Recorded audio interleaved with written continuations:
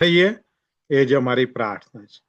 ફરીને એક વખત પ્રભુ તમારા હાથોમાં અમે સોંપાઈએ છીએ. પ્રભુ, અમે તમારો ધીરો મીઠો કોમળ અવાજ, તમારી મીઠી વાણી અને તમારા પવિત્ર વચનો અમે સાંભળી શકીએ, તમારો અવાજ સાંભળી શકીએ, માટે અમારી સહાય કરો. ઈસુને નામે માગીએ છે, આમેન, આમેન. તો ઈશ્વર પિતાનો પુષ્કળ આભાર માનીએ છીએ ફરી એક વખત કે પ્રભુએ આપણને આ સુંદર તક પૂરી પાડી છે કે આપણે પ્રભુના વચનો શીખી શકીએ. અને વિશેષ કરીને જે વિષય સ્ટાલિન અંકલે મને ઘણા વખતથી વાત કરી રાખેલી ને પછી એમને ઘણો આગ્રહ કર્યો કે આપણે શૈતાનને, શૈતાની પરિબળોને, દુષ્ટ આત્માઓને, અંકારના પરિબળોને, એ બાબતો વિશે ને એ વિષયો વિશે આપણે શીખીએ અને તમે અમને એ શીખાડો, એમની એ માગણી હતી.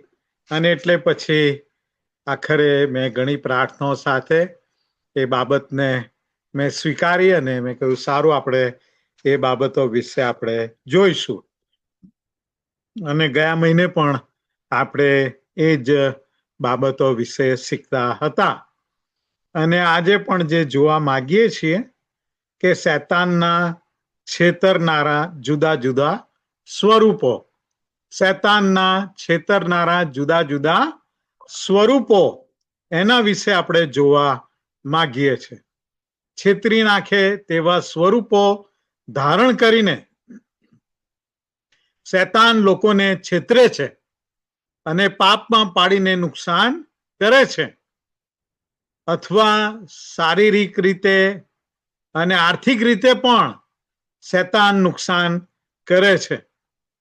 અને શૈતાન એ માણસોનો મુખ્ય દુશ્મન છે અને માણસોનો વિરોધ કરનાર છે. અને તમે જુઓ કે સૌથી પહેલી બાબત જે આપણે જોવા માંગીએ છીએ કે ખુદ શૈતાન નું નામ એ શૈતાન, અને એ શૈતાનનો અર્થ શું થાય છે એ બાબત વિશે પણ આપણે જોવા માંગીએ છીએ. તમે જુઓ કે આ શબ્દનો વપરાશ બાઇબલની અંદર કરવામાં આવેલો છે. પ્રકટીકરણનું પુસ્તક તેનો 20મો અધ્યાય અને તેની બીજી કલમ, પ્રકટીકરણ 20:2, તેણે પેલા અજગરને એટલે ઘરડો સર્પ જે દોષ મૂકનાર તથા શૈતાન છે તેને પકડ્યો અને 1000 વર્ષ સુધી તેને બાંધી રાખ્યો. હા, ત્યાં શૈતાન એ શબ્દ બાઇબલ વાપરે છે. અને તમે જુઓ કે જુદા જુદા એના માટે નામો ત્યાં વપરાય છે. અજગર, ઘરડો સર્પ, દોષ મૂકનાર તથા શૈતાન છે તેને પકડ્યો અને 1000 વર્ષ સુધી તેને બાંધી રાખ્યો. હવે શૈતાનનો અર્થ થાય છે મુખ્ય દુષ્ટ આત્મા. મુખ્ય દુષ્ટ આત્મા જે ગ્રીક શબ્દ છે ડિયાબોલોસ. તમે જો કે નવો કરાર મૂળ જે ભાષામાં ઈશ્વરે લખાવ્યો એ ગ્રીક ભાષા છે, અને ગ્રીકમાં ડિયાબોલોસ એટલે કે શૈતાન. અને એ ડિયાબોલોસ શબ્દ પરથી આ લોકોએ અંગ્રેજી શબ્દ બનાવ્યો કે જેને ડેવિલ કહે છે લોકો, ઇંગ્લિશમાં ડેવિલ. અને એટલે ઘણા બધા અંગ્રેજી બાઇબલ ટ્રાન્સલેશન્સમાં ડેવિલ એ શબ્દ પણ વપરાય છે. આ અંગ્રેજી ભાષામાં તો લગભગ બાઇબલના લગભગ 450 જેટલા ટ્રાન્સલેશન કરવામાં આવ્યા છે. અને એક જ ટ્રાન્સલેશન હોય એવું નથી. જેમ કે આપણી ગુજરાતી ભાષામાં લગભગ 3 ગુજરાતી વર્ઝન છે બાઇબલના. પણ આ ટ્રાન્સલેશન્સ કહેવાય. અને ઇંગ્લિશ વાળા તો હદ જ કરી છે કે લગભગ 400 ઉપર ટ્રાન્સલેશન્સ દરેક ઉઠે ને પોતાનું ટ્રાન્સલેશન બનાવી દે બાઇબલનું, એવું કર્યું છે. પણ તમે જુઓ કે અંગ્રેજી બાઇબલની અંદર ડેવિલ એ શબ્દ એ લોકોએ ગ્રીક શબ્દ ડિયાબોલોસ એના પરથી બનાવેલો છે. અને એટલે શૈતાનનો અર્થ છે કે મુખ્ય દુષ્ટ આત્મા અથવા દુષ્ટ આત્માઓનો આગેવાન, દુષ્ટ આત્માઓનો સરદાર, એ રીતે એનો અર્થ થાય છે. બીજું જે આજે આપણે જુદા જુદા શૈતાનના સ્વરૂપો જોઈએ છે, અને બીજું જે જોઈએ છે સર્પ. ઉત્પત્તિનું પુસ્તક તેનો 3 અધ્યાય 1 થી 3 કલમ, એમાં શૈતાન સર્પના સ્વરૂપે પ્રગટ થાય છે. 1 કલમથી, હવે યહોવા ઈશ્વરના બનાવેલા ખેતરના સર્વ જાનવરો કરતા, તમે જો કે ઈશ્વરના બનાવેલા ખેતરના સર્વ જાનવરો કરતા કે જે સર્પ ધૂર્ત હતો, એટલે બહુ જ ખરાબ હતો. અને તેણે સ્ત્રીને કહ્યું, શું ઈશ્વરે તમને ખરેખર એવું કહ્યું છે કે વાડીના હરેક વૃક્ષનું ફળ તમારે ન ખાવું? તમે જો કે સર્પને વાચા ફૂટી અને એ બોલે છે અને કહે છે કે શું ઈશ્વરે તમને ખરેખર એવું કહ્યું છે કે વાડીના હરેક વૃક્ષનું ફળ તમારે ન ખાવું? તમે જુઓ કે એની પ્રશ્ન પૂછવાની જે રીત છે એ કેટલું બધું એને મચેડે છે અને ગોળ ગોળ ફેરવીને છેતરનારું છે. સ્ત્રીએ સર્પને કહ્યું, વાડીના વૃક્ષના ફળ ખાવાની અમને રજા છે, પણ ઈશ્વરે કહ્યું છે કે વાડીની વચ્ચેના વૃક્ષના ફળને તમારે ખાવું કે અડકવું નહીં, રખે ને તમે મરો. હવે આપણે આ જે જવાબ હવાએ આપ્યો 3 કલમમાં, એના પરથી આપણને ખબર પડે છે કે એને એક્ઝેક્ટલી ઈશ્વરે શું કહ્યું છે એનું ભાન નથી અથવા ખબર નથી. ઈશ્વરનું વચન ખરેખર શું કહે છે તે હવાએ બરાબર યાદ રાખ્યું નથી. હવાને તેની ખબર નહોતી, એટલે શૈતાને તેને ભૂલાવામાં નાખી શક્યો, એટલે ભૂલાવામાં એ નાખી શક્યો. ઈશ્વરનું વચન બરાબર સમજવું અને શીખવું એ ખૂબ જ જરૂરી છે. એટલા માટે જ ઈશ્વરનું વચન બરાબર સમજીને શીખવું અને એને બરાબર રીતે શીખવું એ આપણે માટે ખૂબ જ જરૂરી છે. અને આ રીતે શૈતાને હવાનું પરીક્ષણ કરીને ઈશ્વરના વચનોને મરડી નાખીને, ટ્વિસ્ટ કરી નાખીને શૈતાનને ભૂલાવામાં નાખી અને પાપમાં પાડી અને ઈશ્વરના વચનને તોડવામાં અથવા એની આધીનતામાંથી એને ચલિત કરી એ આપણે જોઈએ છે. ત્રીજી બાબત, બેલઝબૂબ. તમે જો કે બેલઝબૂબ એ નવા કરારમાં આવે છે. માથીની સુવાર્તા 12:24, માર્ક 3:22, લુક 11:15. તો ત્યાં એ ફરોશીઓ એમ કે છે કે પ્રભુ ઈસુ એ આ બેલઝબૂબ થી ભરેલો છે અને તેની મદદથી એ દુષ્ટ આત્માઓ કાઢે છે. હવે આ બેલઝબૂબ એનો અર્થ થાય છે બાલ ઝબૂબ. તમે બાલ એ શબ્દ જાણો છો. એલિયાના સમયમાં એ લોકો બાલની મૂર્તિ પૂજાની ઉપાસના તરફ વળી ગયેલા અને આ બાલ એ વિધર્મી પલિસ્તીઓનો દેવ હતો.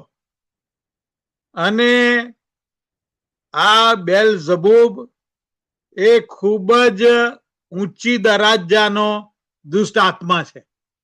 આ ખૂબ જ ઊંચી દરજ્જાનો એ દુષ્ટ આત્મા છે. અને પ્રભુ ઈસુ દુષ્ટ આત્માઓ કાઢતા હતા ત્યારે તમે જુઓ કે આ ફરોશીઓ તે આવું ખોટું બોલે છે કે તે બાલઝબૂલ ની મદદથી આ રીતે દુષ્ટ આત્માઓને કાઢે છે. એ બાલઝબૂલ થી ભરેલો છે. અને પ્રભુ ઈસુ તો પવિત્ર આત્માથી ભરપૂર હતા. અને આ રીતે તેઓએ પવિત્ર આત્મા દેવની વિરુદ્ધ દુર્ભાષણ કર્યું.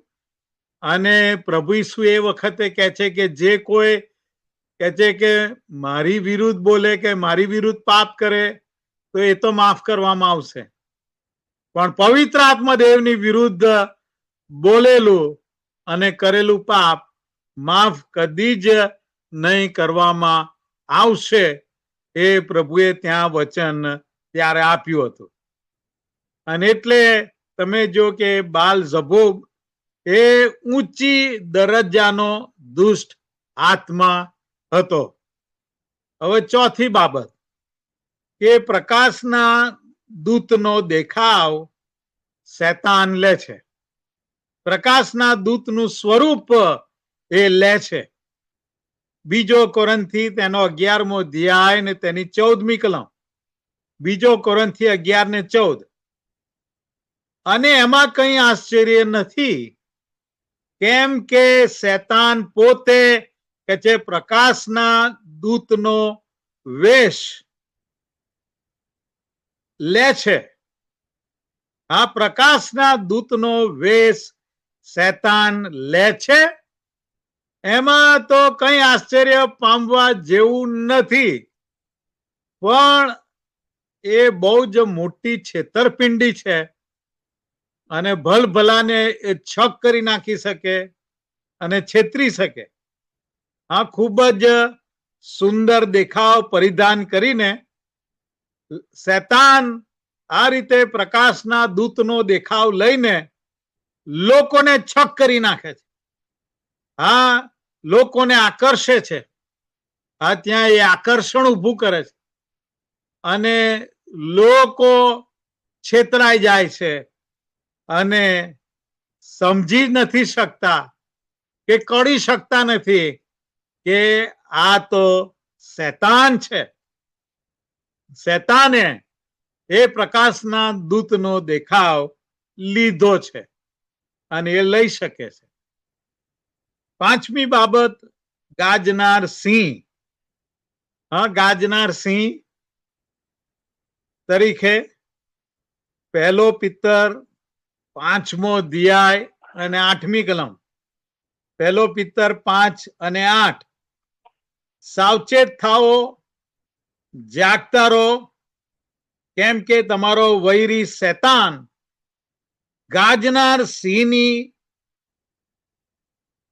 જેમ કોઈ મળે તેને ગળી જવાને શોધતો ફરે છે.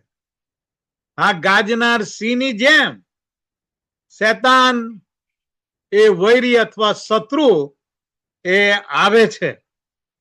અને તમે જો કે લોકોને બીવડાઈ દે, ગભરાઈ દે, એવી ગર્જનાઓ મોટેથી કરીને તમે જુઓ કે એ રીતે ગાજનાર સિંહ તરીકે એ કોઈને પણ ગળી જવાને માટે શોધતો ફરે છે. કોઈનો પણ એ નાશ કરી નાખવા માંગે છે. એ કોઈનો પણ નાશ કરી નાખવાના ધ્યેય સાથે એ ફરે છે. અને એટલા માટે મને ને તમને સાવચેત રહેવાનું કહેવામાં આવે છે અને જાગૃત રહેવાનું કહેવામાં આવે છે કે આપણે ગાજનાર સિંહના સકંજામાં આવી ના જઈએ, એના શિકાર બની ના જઈએ. છઠ્ઠી બાબત કે દોષ મૂકનાર. તમે જો કે બાઇબલમાં એ દોષ મૂકનાર, આરોપ મૂકનારનું સ્વરૂપ ધારણ કરે છે. પ્રકટીકરણનું પુસ્તક તેનો 12મો અધ્યાય અને તેની 10મી કલમ. પ્રકટીકરણ 12 અને 10.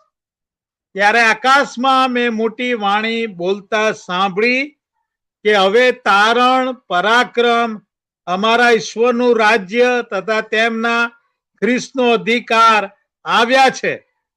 કેમ કે અમારા ભાઈઓ પર દોષ મૂકનાર, જે અમારા ઈશ્વરની આગળ રાત દિવસ તેઓના પર દોષ મૂકે છે, તેને નીચે ફેંકવામાં આવ્યો છે.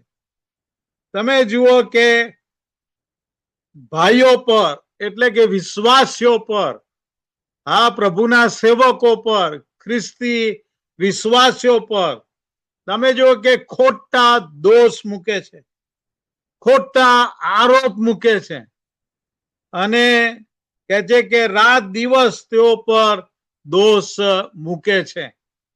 અને અત્યારે આપણે જોઈએ છે ભારતની અંદર કેટલા બધા આપણા વિશ્વાસી ભાઈ બહેનો ઉપર, ખ્રિસ્તી લોકો ઉપર, બાળકો ઉપર, સુવાર્તિકો ઉપર તમે જુઓ કે એમના પર ખોટા દોષ મૂકીને એમને મારવામાં આવે છે, એમને પકડી લેવામાં આવે છે, એમને બાંધીને કેદખાનામાં નાખવામાં આવે છે. તમે જો કે આ બધું કામ, આ દોષ મૂકનાર, આરોપ મૂકનાર એ શૈતાનનું છે. અને આ છેલ્લા દિવસોમાં એ મરણિયો થઈ ગયો છે, કારણ કે જાણે છે કે એનો સમય હવે ઘણો થોડો છે. અને એટલા માટે જેટલા પ્રભુના બાળકો પર દોષ મૂકીને તેમને નુકસાન કરવાને માટે એ ફરતો રહે છે. 7મી બાબત કે જુઠ્ઠો અને જુઠ્ઠાનો બાપ છે. તમે જો કે જુઠ્ઠાનું સ્વરૂપ, આ એ જુઠ્ઠા માણસનું સ્વરૂપ એ ધારણ કરે છે. આ જુઠ્ઠો ને જુઠ્ઠાનો બાપ. યોહાનની સુવાર્તા 8મો અધ્યાય અને 44મી કલમ. યોહાન 8 અને 44. તે પ્રથમથી મનુષ્ય ઘાતક હતો. આ પહેલેથી જ જેમ આપણે અગાઉ જોઈ ગયા તેમ શૈતાન એ માણસોનો મુખ્ય દુશ્મન છે અને એ મનુષ્ય ઘાતક છે. આ મનુષ્યોને મારી નાખવાને માટે એ શોધતો ફરે છે.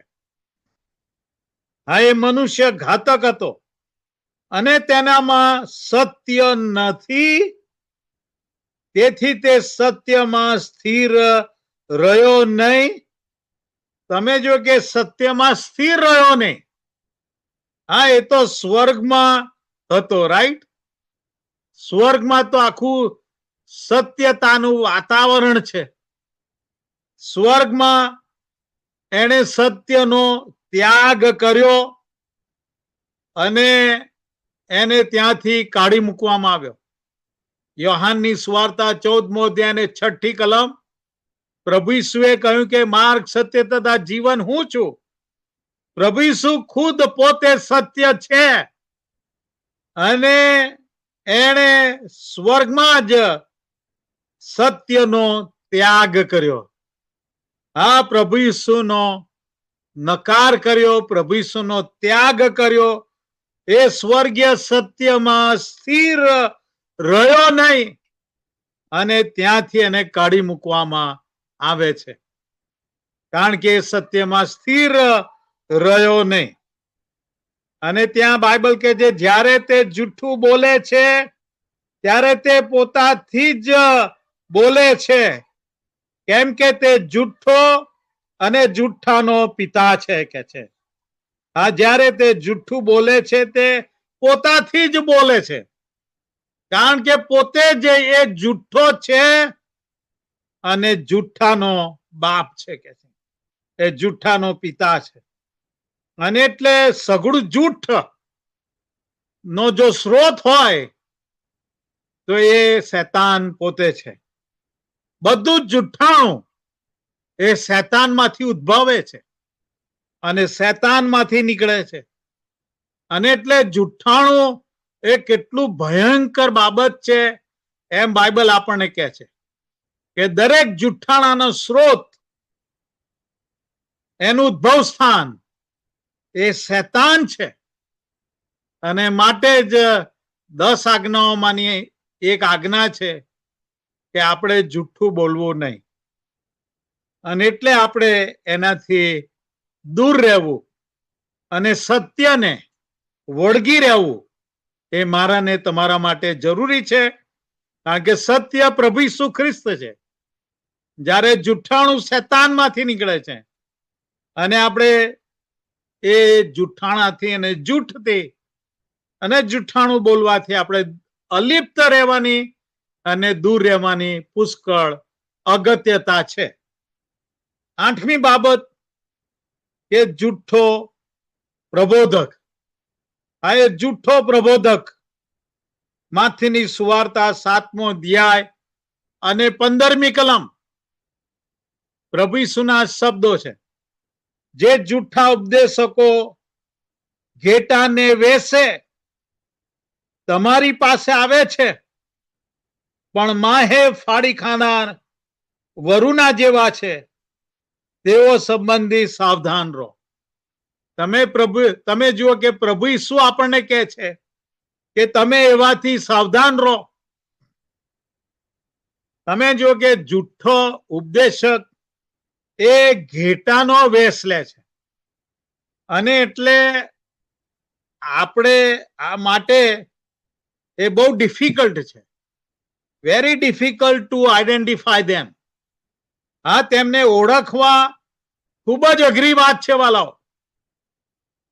એ જુઠ્ઠા ઉપદેશક ઘેટાનો વેશ લે છે અને ખૂબ જ માયાળુ અને મીઠા અવાજ કાઢે છે. ઘેટાના જેવા સારી સારી વાતો કરે છે અને લુચ્ચાઈથી ભૂલાવામાં નાખે છે લોકોને. અને એટલે પ્રભુએ કહ્યું કે માહે તો ફાડી ખાનાર વરુના જેવા છે, તેઓ સંબંધી સાવધાન રહો.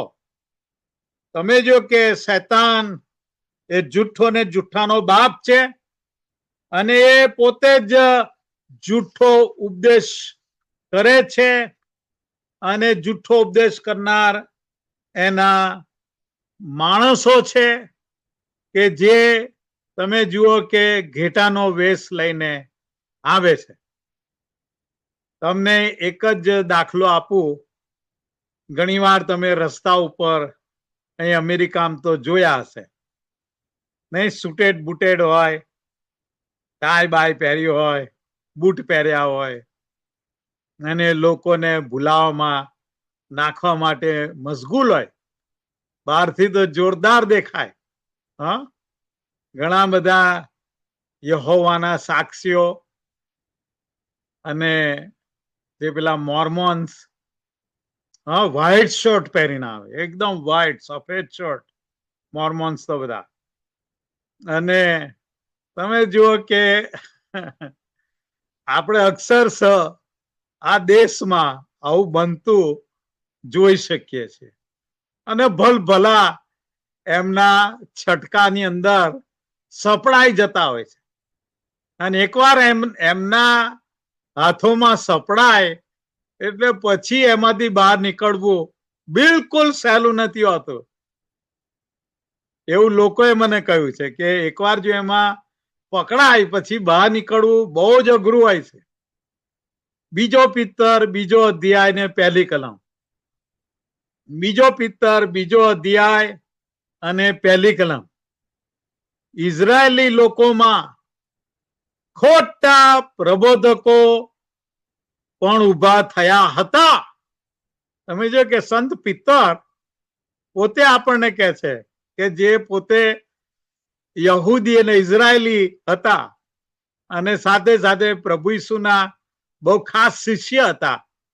અને એ કહે છે કે ખોટા પ્રબોધકો, હા, ઈશ્વરના લોકો મધ્યે જ એવું થાય છે. હા, ઈશ્વરની પસંદ કરેલી પ્રજાને પસંદ કરેલા લોકો મધ્યે જ કે જે ખોટા પ્રબોધકો પણ ઉભા થયા હતા. હા, ખોટી વાતો બોલે, પણ એવી રીતે એને ઢાંકેલી હોય કે તમને એ ખોટું બોલે છે એવું ભાન જ ના થાય, ખ્યાલ જ ના આવે.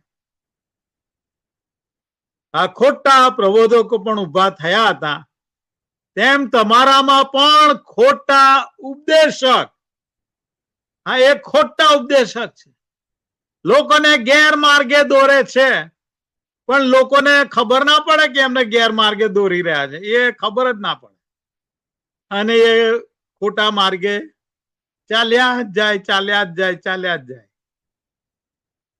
ખોટા ઉપદેશકો થશે કે છે, તેઓ નાશકારક પાખંડી મતો ગુપ્ત રીતે, તમે જો બાઇબલ પોતે જ કહે છે, સંત પિતર પોતે જ ઈશ્વરના પવિત્ર આત્મા થકી લખે છે કે ગુપ્ત રીતે ફેલાવશે. તમે જો કે બહુ ગુપ્ત રીતે એ ખોટા ઉપદેશ ફેલાવે અને લોકોને બિલકુલ આણય ના થાય કે આ ખોટું છે, બિલકુલ ભાન ના થાય.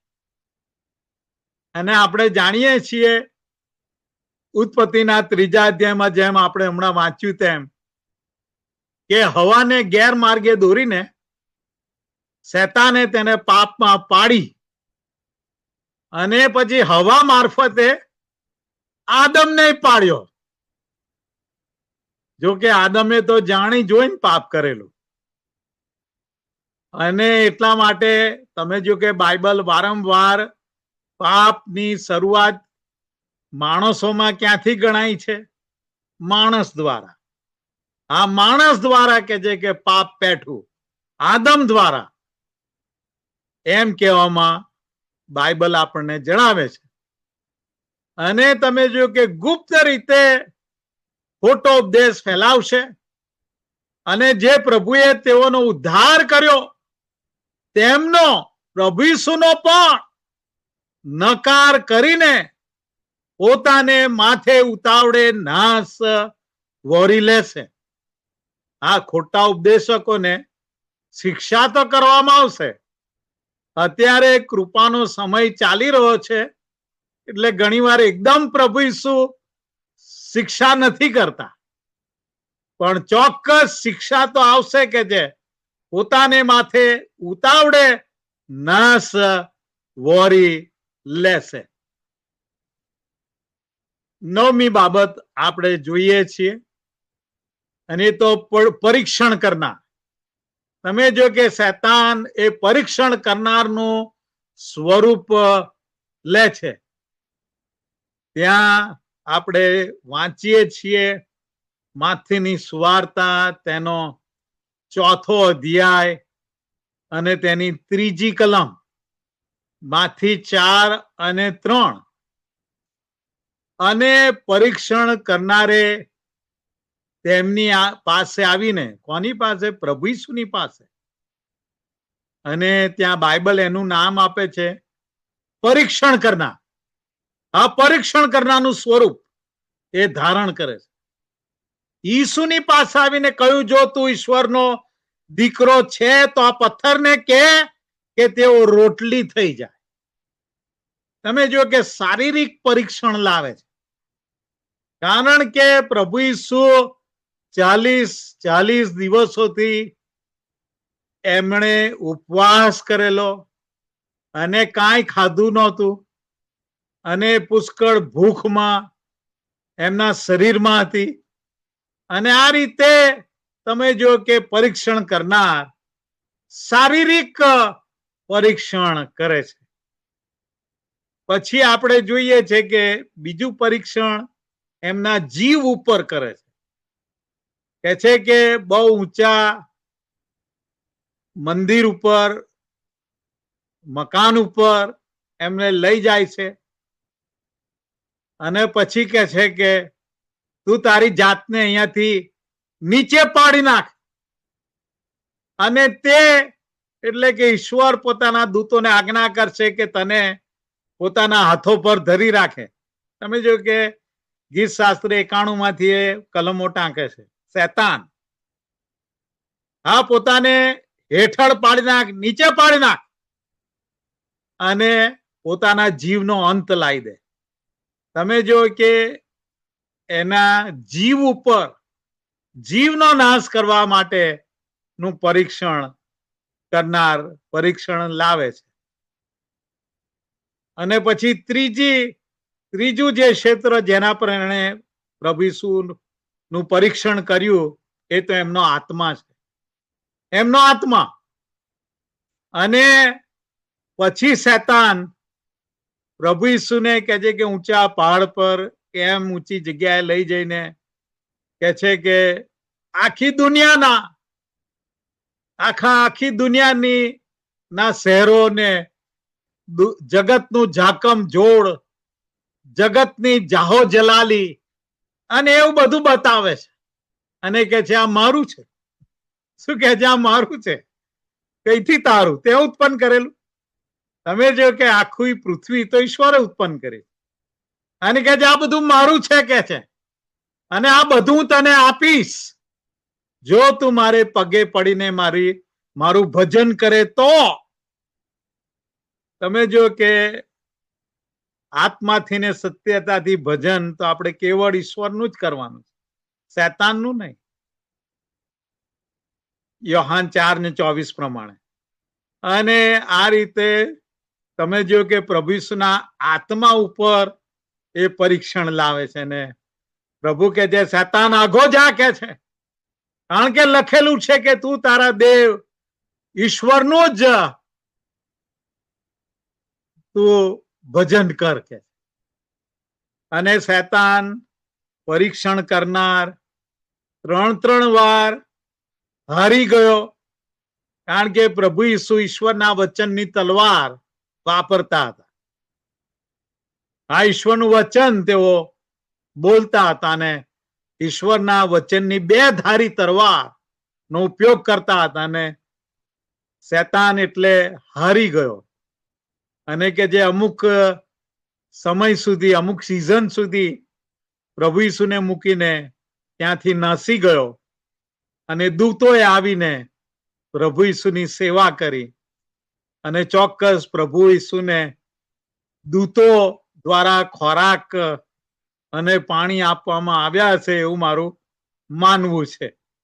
જોકે બાઇબલમાં નથી લખ્યું. બાઇબલ એટલું જ કહે છે કે દૂતોએ આવીને પ્રભુ ઈસુની સેવા કરી. ત્યારબાદ આપણે જોઈએ છે 10મી બાબત કે બદલો લેનાર છે. હા, એ બદલો લેનારનું સ્વરૂપ ધારણ કરે છે. આ વેર વાળનાર નું સ્વરૂપ એ ધારણ કરે છે.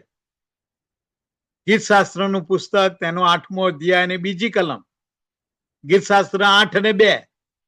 તમારા શત્રુઓને કારણે તમે બાળકોને તથા ધાવણાઓને મુખે તમારું બળ પ્રગટ કર્યું છે. આ બાળકોના મુખે ને ધાવણાઓના મુખે પ્રભુની સ્તુતિ પ્રગટ કરવામાં આવે છે. પ્રભુની આરાધના.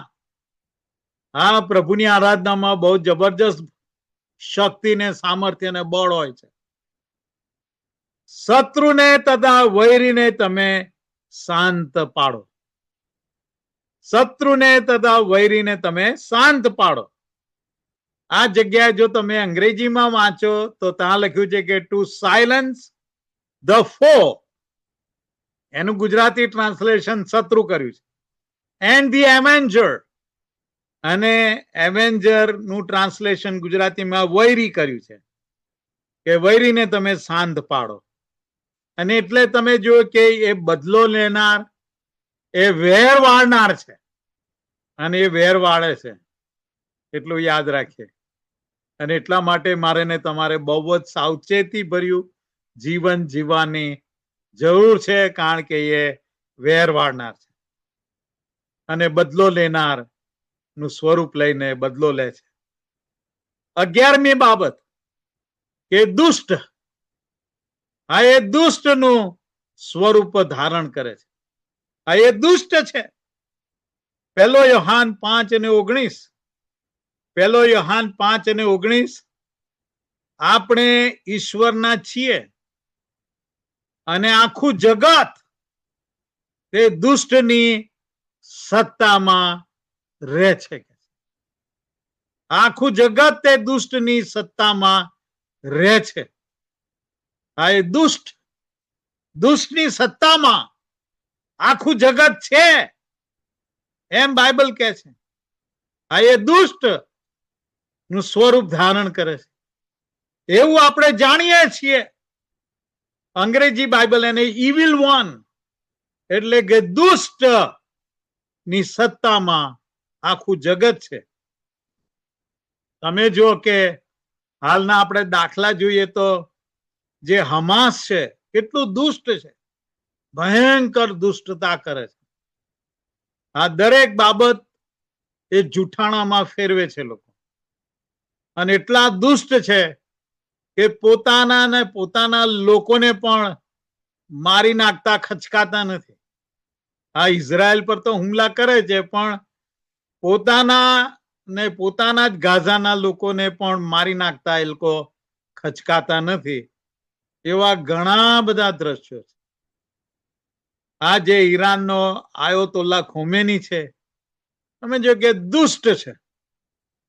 હા, ઇઝરાયલ પર કેટલા બધા હુમલા કરે છે, પણ એ તો ઈશ્વર જ ઇઝરાયલનો બચાવ કરે છે. નહીં તો આટલા બધા 450, 500 એક સામટા મિસાઇલ ને રોકેટ મારે તો ન્યૂ જર્સીની એક કાઉન્ટી જેટલું ઇઝરાયલ કારનું ખલાસ થઈ જાય. પણ ઈશ્વર એમની ઢાલ બનીને એમનું રક્ષણ કરે છે. અને આખું જગત કે જે દુષ્ટની સત્તામાં છે એમ બાઇબલ આપણને કહે છે.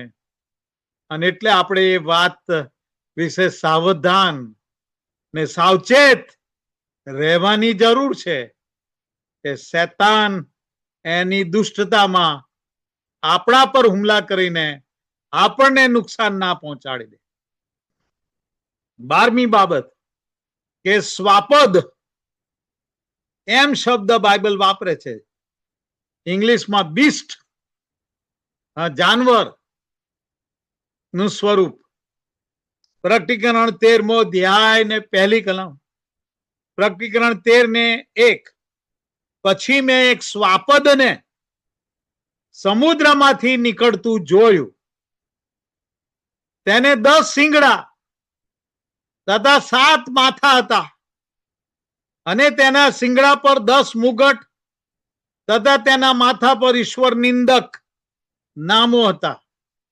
તમે જુઓ કે એ સ્વાપદ બહુ વિકરાળ અને વિચિત્ર જાનવરનું સ્વરૂપ એ લે છે. બહુ જ વિકરાળ અને વિચિત્ર જાનવર.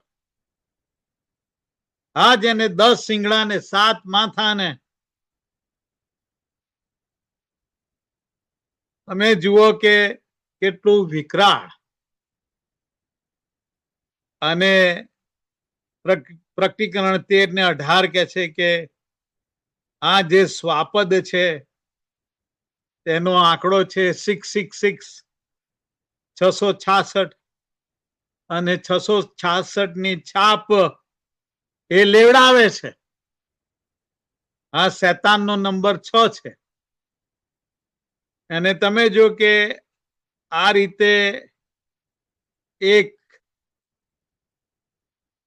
આવી વ્યક્તિ સ્વાપદ એ આ 666 ની છાપ લેવડાવીને એ વ્યક્તિઓને કંટ્રોલમાં લેવા માંગે છે.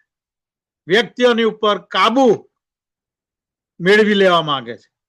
એમને કંટ્રોલ કરવા માંગે છે એમના જીવનોને.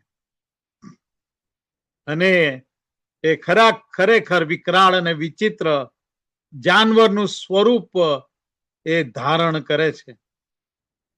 અને તેના શિંગડા પર કે છે કે 10 મુગટ, અને એટલે એ રાજ કરનાર છે. હા, એની પાસે રાજ્ય સત્તા છે એમ બાઇબલ આપણને જણાવે છે. 13મી બાબત કે એ ખ્રિસ્ત વિરોધી છે. આ ખ્રિસ્ત વિરોધીનું સ્વરૂપ એ ધારણ કરે છે. 1 યોહાન તેનો 4થો અધ્યાય અને તેની 3જી કલમ. 1 યોહાન 4:3. જે દરેક આત્મા ઈસુને કબૂલ કરતો નથી, આ પ્રભુ ઈસુ પર વિશ્વાસ કરતા નથી, પ્રભુ ઈસુને માનતા નથી, પ્રભુ ઈસુને કબૂલ કરતા નથી, તે ઈશ્વર પાસેથી નથી. અને ખ્રિસ્ત વિરોધીના જે આત્મા વિશે, ખ્રિસ્ત વિરોધીના આત્માના એ પ્રભાવ નીચે છે, એની ઇન્ફ્લુઅન્સ નીચે છે. અને ખ્રિસ્ત વિરોધીના જે આત્મા વિશે તમે સાંભળ્યું કે તે આવે છે, તે એ જ છે અને તે હમણાં પણ જગતમાં છે. અને હમણાં પણ અત્યારે પણ એ હાલ જગતમાં છે. આ એક ખ્રિસ્ત વિરોધીનો આત્મા કે જે પ્રભુ ઈસુનો વિરોધ કરનાર એ આત્મા છે અને ખ્રિસ્ત વિરોધીનું સ્વરૂપ એ લે છે. 1 યોહાન 2:22. 1 યોહાન 2:22. જે કોઈ ઈસુનો નકાર કરે છે,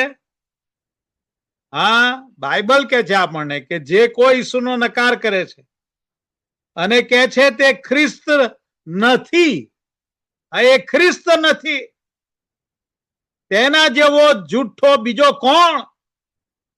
જે કોઈ પિતા તથા પુત્રનો નકાર કરે છે તે જ ખ્રિસ્ત વિરોધી છે. તમે જો કે એ ખ્રિસ્ત વિરોધી છે. આ ખ્રિસ્તનો વિરોધ કરે છે. આ લોકોને છેતરવાને માટે એ ગમે તેટલા શાણા અને ડાયા એવા સ્વરૂપો ધારણ કરે, પણ આખરે તો એ ખ્રિસ્ત વિરોધી છે અને પ્રભુ ઈસુનો વિરોધ કરનાર.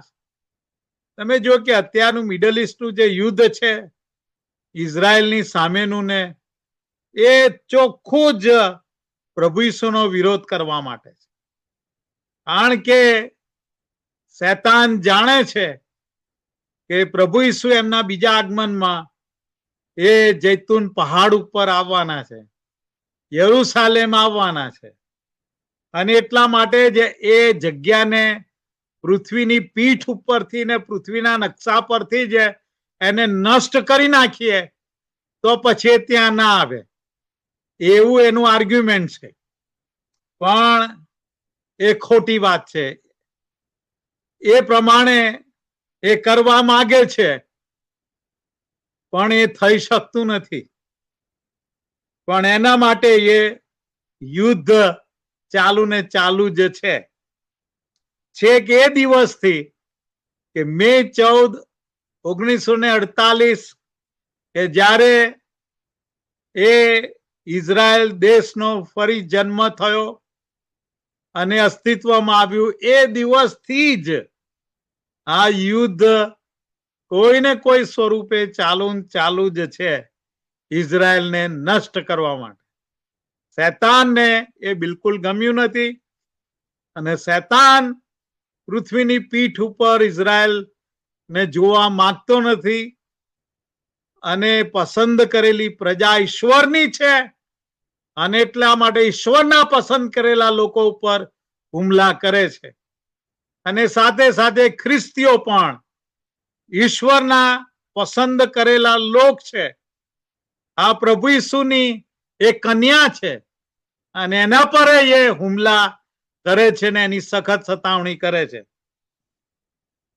14મી બાબત, સંતાડનાર, ઢાંકનાર, સંતાડનાર.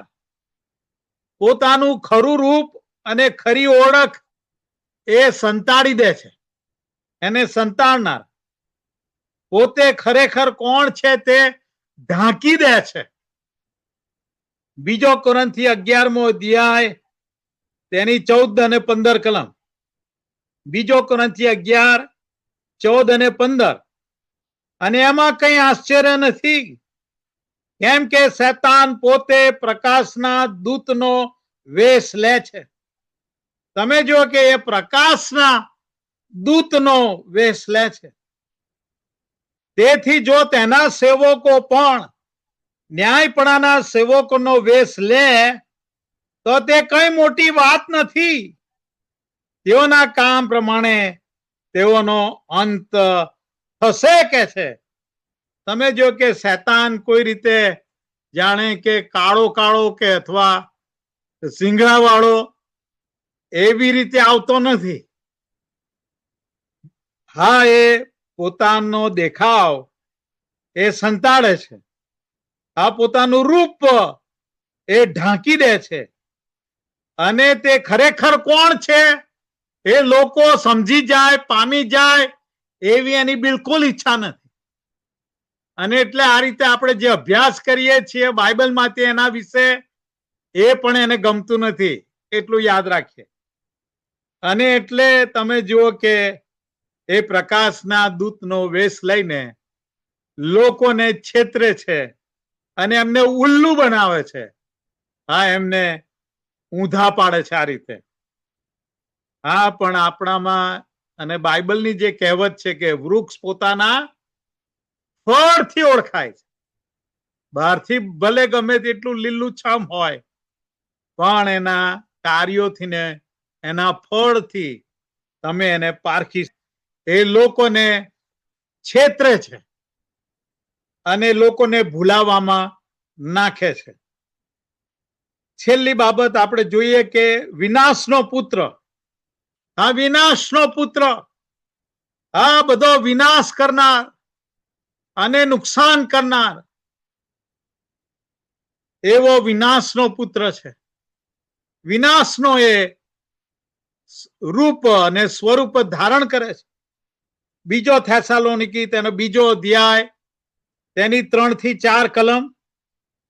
કોઈ માણસ કોઈ પણ પ્રકારે તમને ભમાવે નહીં કે છે, કેમ કે એમ થતા પહેલા ધર્મ ત્યાગ થશે તથા પાપનો માણસ એટલે વિનાશનો પુત્ર પ્રગટ થશે.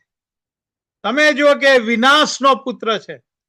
ઘણો બધો વિનાશ એ આ પૃથ્વી પર સર્જે છે. અને માથીની 24મા અધ્યાયમાં જેમ પ્રભુ ઈસુએ કહ્યું તેમ કે છેલ્લા દિવસોમાં પુષ્કળ ધરતીકંપો થશે. આ ઠેર ઠેર મરકીઓ ચાલશે અને ઠેર ઠેર દુકાળો પડશે અને ભયંકર ડિઝાસ્ટર્સ આવશે અને વિનાશ આવશે. અને એ બધા ચિહ્નો છે કે પ્રભુ ઈસુનું આવું પાસે છે. આ યુદ્ધો અને યુદ્ધોની અફવાઓ. અને તમે જો કે આ વિનાશનો પુત્ર એ ચારે તરફ પૃથ્વીનો વિનાશ, લોકોનો વિનાશ એ કરવા હંમેશા મંડ્યો રહે છે. અને એટલા માટે વિનાશનો પુત્ર અને વિનાશનું સ્વરૂપ એ ધારણ કરે છે.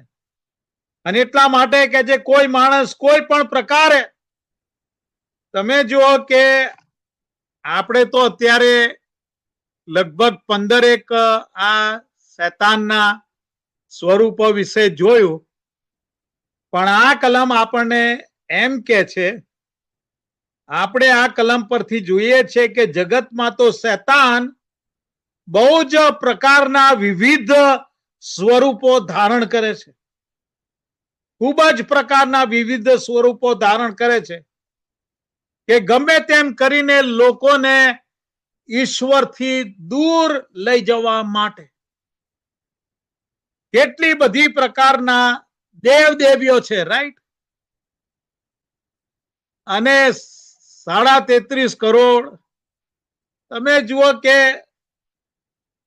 આ કલમ આપણને કહે છે કોઈ માણસ કોઈ પણ પ્રકારે એટલે કે વિવિધ રીતે તમને ભમાવે નહીં. હા, એ શૈતાન ભમાવનાર અને આવા અનેક પ્રકારના સ્વરૂપો લઈને છેતરનાર છે.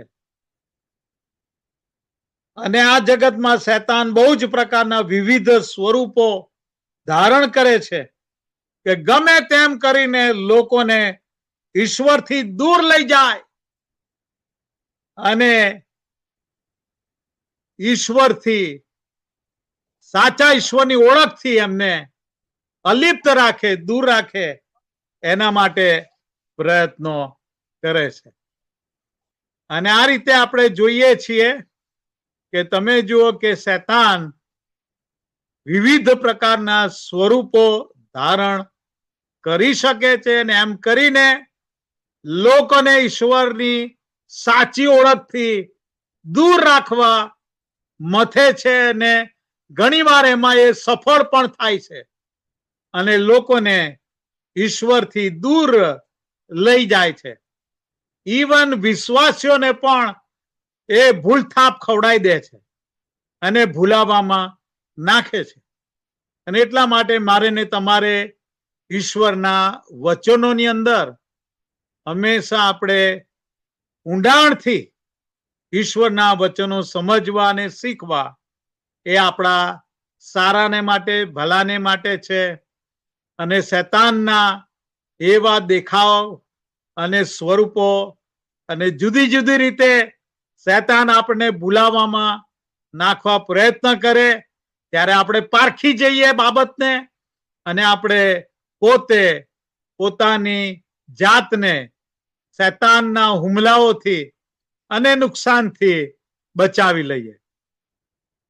આવો આપણે પ્રાર્થના કરીએ, આપણી આંખો બંધ કરીએ. વાલાઓ, શૈતાન કેટલો ભયંકર છે અને કેટલો ખતરનાક છે. આ માનવી જીવનોને બરબાદ કરનાર, આ એમનો નાશ કરનાર, માનવી જીવનોમાં નુકસાન કરનાર એવો આ શૈતાન છે. અને માટે વાલાઓ, આપણે સાવચેત બનીએ. જેમ આપણને પ્રભુનું વચન એ 1 પિતર ને તેના 5મા અધ્યાયની 8મી કલમમાં કહે છે પ્રમાણે, સાવચેત થાઓ, જાગતા રહો, કેમ કે તમારો વૈરી શૈતાન ગાજનાર સિંહની પેઠે કોઈ મળે તેનો નાશ કરવાને, તેને ગળી જવાને શોધતો ફરે છે. અને એટલા માટે અત્યારે આપણે દરેક જણ પોતાને માટે પ્રાર્થના કરીએ કે પ્રભુ, તમે મને શૈતાનના હુમલાઓથી, શૈતાનના પરીક્ષણોથી, શૈતાનના જૂઠાણાથી અને શૈતાનના જૂઠા સ્વરૂપોથી અને એના જૂઠા દેખાવોથી, એના જૂઠા આકર્ષણોથી, એના જૂઠા ઉપદેશો અને શિક્ષણથી પણ પ્રભુ મારું રક્ષણ કરો. અને પ્રભુ, શૈતાનથી મારો બચાવ કરો અને મારી સંભાળ કરો. પ્રભુ,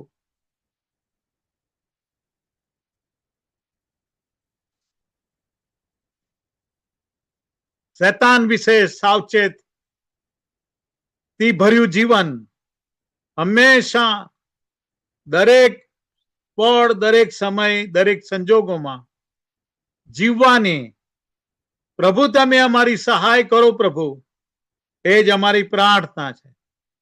પ્રભુ ઈસુના લોહીથી પ્રભુ અમે અમારી જાતોને ઢાંકીએ છીએ, કારણ કે પ્રભુ ઈસુનું લોહી એ અમારા રક્ષણનું કવચ છે. અને પ્રભુ ઈસુનું લોહી એ શૈતાનની વિરુદ્ધ બોલે છે, શૈતાનની વિરુદ્ધ સાક્ષી પૂરે છે. આ પ્રભુ ઈસુના લોહીથી શૈતાન હારી ગયેલો છે. અને માટે પ્રભુ ઈસુના લોહીનો વિજય પ્રભુ અમે અમારી જાતો ઉપર પહેરી લઈએ છીએ. અને પ્રભુ, તમે અમને સંભાળો, તમે અમારું રક્ષણ કરો, તમે અમારો બચાવ કરો. અને હંમેશા શૈતાનની સામેના યુદ્ધમાં, આ આત્મિક યુદ્ધમાં પ્રભુ હંમેશા મેં ઈશ્વરના વચનની તલવાર ચલાવતા શીખીએ અને શૈતાનને હરાવીએ, શૈતાનના દુષ્ટાત્માઓને હરાવીએ અને શૈતાનની સંજોગોને, પરિસ્થિતિઓ ઉપર અમે વિજયવંત બનનારા થઈએ. માટે અમારી સહાય કરો. ફરીને એક વખત તમારો આભાર માનીએ છીએ. સર્વ વાલાઓ જેઓ અમારી સાથે અત્યારે જોડાઈ શક્યા છે તેઓને માટે અને મસીહ સંગતને માટે, પ્રભુ દરેકને માટે અમે આભાર માનીએ છીએ. પ્રભુ વાલાઓને તમારા આશીર્વાદોથી વેષ્ટિત કરો અને તમારી શાંતિ એમના પર રાખો. હંમેશા તમે એમની સાથે ને પાસે રહો અને તમારા દૂતો પ્રભુ તમારા વાલા લોકોની ઉપર દરેકની પાસે તમારા દૂતોને રાખો, એવી અમારી પ્રાર્થના છે. પ્રભુ અમે સર્વ તમારા વચનોને માટે આભાર માનતા તમારા હાથોમાં સોંપાઈએ છીએ. ઈસુને નામે માંગીએ છે, આમેન.